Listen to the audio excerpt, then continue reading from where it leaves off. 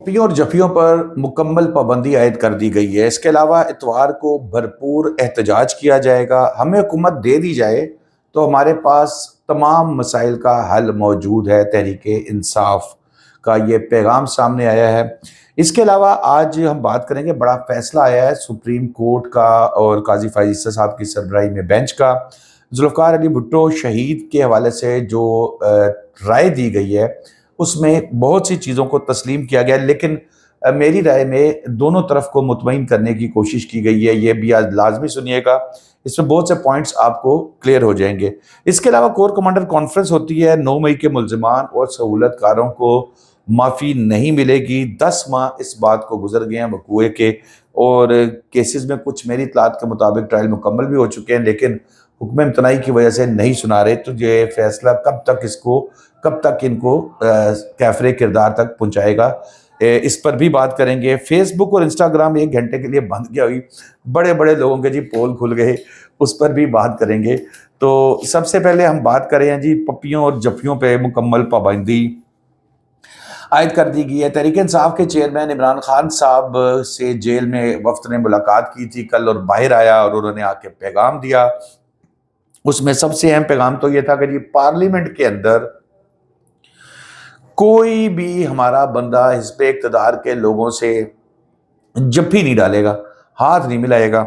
और उन्होंने कहा जी कि अगर ऐसा करेंगे तो बाहर जो हमारा वोटर मौजूद है, टेक्निकली वैसे बात दुरुस्त है खान साहब की, हमारे वोटर पे ये तासुर जाएगा कि अंदर से ये सब मिले हुए हैं और बाहर हमारे सामने ये जो है वो टोपी ड्रामा कर रहे हैं। शेर अफजल मरवत साहब ने ये आके एक मीडिया के साथ बात की और उसमें उन्होंने बताया।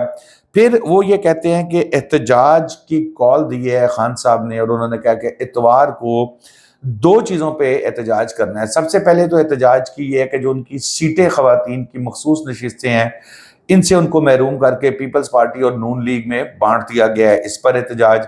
फिर दूसरा, ये धांधली के हवाले से जो मैंडेट चोरी करने का इल्ज़ाम लगाया जा रहा है, इसके हवाले से शेर अफजल बरवत साहब कहते हैं जी कि भरपूर एहतजाज।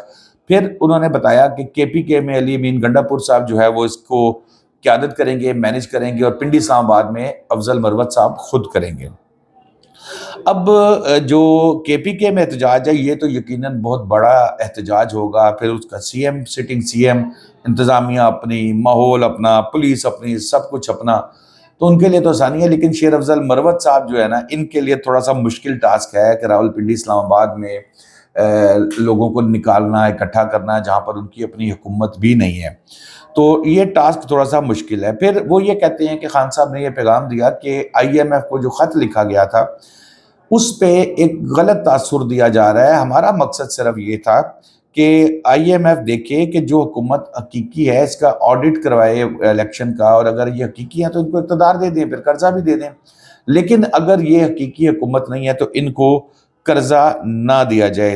फिर साथ ही उन्होंने ये पैगाम भी दिया कि इनके पास, मौजूदा हुक्मरानों के पास कोई जो है वो माशी मसाइल का हल नहीं है, जबकि चेयरमैन तहरीक इंसाफ इमरान खान साहब के पास ये हल मौजूद है। वो ये कहते हैं कि जी मैं 1 करोड़ ओवरसीज़ पाकिस्तानियों के ज़रिए IMF की किस्त भी दे सकता हूँ, मसले मसाइल हल भी कर सकता हूँ, इसलिए मुझे इस किस्म की टेंशन नहीं है। अगर मुझे ये इक़्तिदार मेरा वापस ले दिया जाए तो 1 साल के अंदर मैं ये तमाम मसाइल हल कर दूंगा। फिर उन्होंने कहा कि यही IMF से भी यही मुतालबा उन्होंने किया था। फिर वहाँ पर से उनको ये भी पैगाम मिला कि बुशरा बीबी के साथ जो है वो उनको कैद तन्हाई में रखा गया है, और फिर ये भी क्लियर किया उन्होंने एक मरतबा फिर कि कोई किसी किस्म की डील नहीं करूँगा।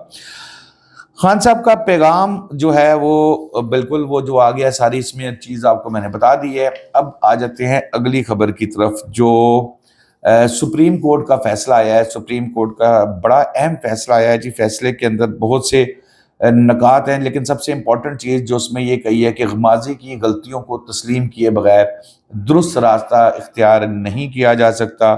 फिर चंद मुकदमात में अवाम पे ये तासुर गया है कि खौफ या रियायत इंसाफ के रास्ते में आई है। माजी की गलतियां जो है इक़दामात को खुद एहतसाबी के तहत इसको बेहतर किया जा सकता है। अब आ जाता हूँ मैं थोड़ा सा अपनी राय की तरफ। लगता है कि दोनों तरफ को मुतमईन करने की कोशिश की गई है इस फैसले में। अब दोनों तरफ कौन है ये भी मैं आपको बताऊं, क्योंकि अगर आपने इसको ٹرانسمیشن اس کی دیکھی ہو، یقیناً آپ کو اس چیز کا آئیڈیا ہوگا۔ سماعت کے دوران محسوس ہو رہا تھا کہ دو سوچیں ہیں جج صاحبان کی۔ چیف جسٹس قاضی فائز عیسیٰ صاحب کے ساتھ میجورٹی ایسے ججز کی تھی جو اس کیس میں کسی بھی حد تک جانے کے لیے تیار تھے، آگے جا سکتے تھے، یعنی کہ اس میں اس فیصلے کو سیٹ اسائڈ کرنا، پھر اس کا لدم قرار دے کے پھر ایون شہادتوں کا جائزہ بھی لینے کے لیے تیار تھے۔ لیکن دوسری طرف جسٹس منصور علی شاہ صاحب اور ان کے ساتھ پھر جسٹس یحییٰ آفریدی صاحب تھے، ایک دو ججز اور تھے جن کی رائے تھوڑی سی ڈیفرنٹ تھی۔ یہ جیسے مطلب اس میں انہوں نے کہا کہ دیکھنے میں یہ چیز آئی ہے کہ دوبارہ اوپن کرنے کا جو معاملہ ہے وہ نہیں کیا جا سکتا۔ وہ اس چیز کے اوپر بڑے کلیئر تھے جج صاحبان دوسرے پورشن میں، جو دوسرا مائنڈ رکھتے تھے کہ اس کو ری ٹرائل نہیں کیا جا سکتا، اس میں شہادتیں نہیں کھولی جا سکتی، اور یہ بھی دیکھنا ہے کہ کس حد تک اس کیس کے اندر جایا جا سکتا ہے، کیونکہ فیصلہ تو ہو چکا ہے، فیصلے پہ تو عمل درآمد بھی ہو چکا ہے۔ یہ ایک پوائنٹ تھا۔ پھر متفقہ فیصلے کے لیے یقیناً اس کے اندر دونوں طرف یہ ہوا ہوگا کہ کچھ دو کچھ لو، اور پھر اس کے بعد متفقہ فیصلہ آیا، اور جس سے یہ لگ رہا ہے کئی سوالات کے جوابات پوچھے گئے تھے، کئی سوالات کے جواب ایک آدھے کے دیا، اور انہوں نے کہا بھی کہ ہم رائے دینے کے پابند نہیں ہیں، کہیں پہ دیں گے کہیں پہ نہیں دیں گے۔ طریقہ کار بھی پوچھا گیا تھا کہ شفاف ٹرائل کا کیسے بات کی جائے گی۔ پھر کئی سوالات یہ بھی آئے تھے کہ کیا یہ جو معاملات ہیں یہ کسی مثال کے طور پہ استعمال کیے جا سکیں گے، جیسے بھٹو صاحب کو پھانسی دی گئی ہے، اس کے اوپر بھی کوئی واضح جواب نہیں آیا۔ اور آگے دیکھیں ڈیٹیل آرڈر آتا ہے تو اس میں کیا فیصلہ آتا ہے۔ ٹرائل کی بات جیسے میں نے کی، سوالات اٹھائے تھے اور اس فیصلے کو مثال بنانے کے حوالے سے بھی بات کی تھی۔ پھر کیس کو ری اوپن کر کے ختم نہیں کر سکتے، شہادت کو بھی نہیں دیکھ سکتے، تھوڑا سا جو بیلنس کرنے کی کوشش کی گئی ہے تاکہ متفقہ فیصلہ جو ہے وہ آ سکے۔ اگلی خبر ہے جی، کور کمانڈرز کا اجلاس ہوا تھا کل، اور اس میں یہ کہا گیا تھا کہ وزیر اعظم کے ویژن کے مطابق اور 9 مئی کے جو ملزمان اور ان کے سہولت کار ہیں ان کو نہیں چھوڑا جائے گا۔ اب یہ اعلامیہ جاری ہو گیا۔ پھر وہ الیکشن کے حوالے سے انہوں نے کہا چاہ رہے تھے کہ اقتدار کی جو ٹرانزیکشن ہے یہ بڑے آرام سے ہو جائے، اس کے بعد پھر ہم دوبارہ 9 مئی کے لوگوں پہ ہاتھ ڈالیں گے، 9 مئی والوں کو کیفر کردار تک پہنچائیں گے، وزیر اعظم کے عزم کی پاسداری کریں گے، 9 مئی کے منصوبہ سازوں کو معاف نہیں کیا جائے گا، قانون اور آئین کے مطابق انصاف کے کٹہرے میں لایا جائے گا۔ ایک ابھی جو ہے نا تھوڑا سا میں اب اس پہ کروں کہ دیکھیں 9 مئی 9 مئی 9 مئی اتنا زیادہ 9 مئی ہو گیا ہے، 10 ماہ گزر گئے 9 مئی کو بھی، اور ابھی تک کئی ایسے لوگ ہیں۔ اب دیکھیں ضمانتوں پہ لوگ نکلنا شروع ہو گیا ہے۔ یہاں پر ہم ادھر جاتے ہیں یہ انسداد دہشت گردی کی عدالت میں، اچھا کچھ لوگوں کے ٹرائل آرمی کورٹس میں ہوئے تھے، کچھ کے جو ہے وہ جن کے ہوئے تھے وہاں پر بھی حکم سنانے سے روک دیا گیا، حتمی حکم سنانے سے، جن کے یہاں پر ہو رہے ہیں ATC میں، اب ان میں سے بہت سے لوگ ایسے ہیں جو ضمانتوں پہ رہا ہو رہے ہیں۔ اور دیکھا یہ ہے کہ جب ملزمان ضمانتوں پہ رہا ہونے شروع ہو جائے نا تو کیس کافی حد تک جو ہے وہ کمزور ہوتا جاتا ہے۔ سوچنے کی بات یہ ہے، مجھے جو پوائنٹ میرا ہے کہ کیا وجہ ہے، کیوں آپ کے پاس ریسورسز بھی ہیں، آپ کی حکومت بھی ہے، آپ کے مطلب سب چیزیں وہ آپ لوگ کر سکتے ہیں، تو پھر یہ 9 مئی کے ملزمان اور ایک خصوص جو ایک ٹائم میں نے آپ کو بتایا تقریباً 6 ماہ کے اندر جو ہے نا فوجداری کے ٹرائلز کو کمپلیٹ کرنے کے حوالے سے بھی یہ موجود ہیں چیزیں، تو وہ ٹائم بھی گزر گیا۔ ابھی تک آپ کا کوئی اس میں ایویڈنس کا سلسلہ پراپرلی شروع ہوا جو ATC کی کورٹ کے اندر ہے، تو کیا یہ معاملات کو صرف 9 مئی کے مطلب ایک خوف کے طور پہ استعمال کیا جائے گا، یا ان کے ٹرائل مکمل کیے جائیں گے؟ کیونکہ اب جو لوگ ملوث ہیں اور 10 ماہ سے جو ملوث نہیں ہیں یا ملوث ہیں وہ اب دیکھ رہے ہیں، تو وہ قانونی طور پر تو وہ کچھ عرصہ مزید گزرے گا تو وہ تمام لوگوں کا بیل کا رائٹ جو ہے نا ان کا ہوتا جائے گا کہ ابھی تک تو کہیں چلان آ رہا ہے، کہیں نہیں آ رہا، کہیں کمپلیٹ نہیں آ رہا۔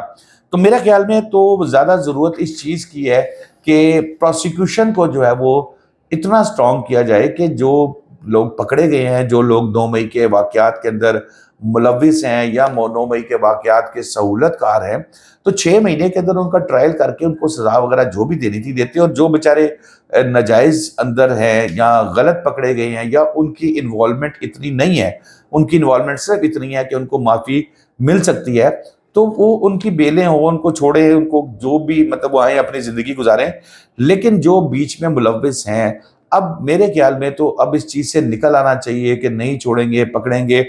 ٹرائل کے کیسز میں ملزمان اندر ہیں، ملزمان کے ٹرائل، اپنی پروسیکیوشن سٹرونگ کریں، جو لوگ انوالو ہیں ان کی جو سزا بنتی ہے ان کو سزائیں سنوائیں، اور تاکہ معاملات کو آگے بڑھایا جا سکے۔ تیسری خبر جی، فیس بک اور انسٹاگرام کل ایک دن کے لیے، 1 گھنٹے کے لیے بند ہو گئی۔ اچھا، لوگوں نے موبائل کھولے ہیں تو پتہ لگا کہ جی لاگ آف ہو چکے ہوئے ہیں، اور وہ جی پھر پاکستان کے اندر افواہ سازی آپ کو پتہ ہے پاکستان میں فوراً ہوتی ہے۔ پھر ہمارے ایک بڑے سینئر جرنلسٹ نے جو ٹویٹس کرنے شروع کر دیے، انہوں نے کہا کہ لو جی پاکستان میں میڈیا کو بند کر دیا گیا ہے، باقی پوری دنیا میں چل رہا ہے۔ پھر انہوں نے کہا کہ جی الیکشن کے فارم 45 ٹویٹس کر رہے ہیں، پھر الیکشن کے فارم 45 جاری کیے تھے وہ وائرل ہو رہے ہیں، تو بیسیکلی اس کی وجہ سے جو ہے نا یہ میڈیا، انہوں نے سوشل میڈیا بند کر دیا۔ اب میں تو ذاتی طور پہ یہ سمجھتا تھا کہ جو صحافی جو روڈ کے اوپر مارے کھاتے ہیں، دھکے کھاتے ہیں، کوریج کرتے ہیں، ان کا ایک ویژن بڑا زیادہ ہوتا ہے، اور یہ جن کی میں بات کر رہا ہوں نام نہیں میں لینا چاہ رہا، تو یہ تو وہ ہیں جنہوں نے رپورٹنگ سے سٹارٹ کیا، وہ اب ڈائریکٹ وہ پیراشوٹ کے ذریعے آ کے اے سی والے کمرے میں بیٹھ کے انہوں نے پروگرام نہیں شروع کیا، انہوں نے سڑکوں پہ جا کے دھکے کھائے، بیٹ کی، اور سمجھے کہ جرنلزم کیا ہے۔ اور ان کے اس طرح کے ٹویٹس اتنا زیادہ جذباتی ہو گئے کہ انہوں نے 1 گھنٹے کے اندر، اور بعد میں جب یہ ساری چیزیں کلیئر ہوئی تو پتہ لگا پوری دنیا کے اندر انسٹاگرام اور فیس بک بند تھا، اور 1 گھنٹے کے لیے کوئی ان کی فنی خرابی ہوئی تھی۔ تو دوستو اب تک کے لیے اتنا ہی، شاداب ریاض کو اجازت دیجیے، اللہ حافظ۔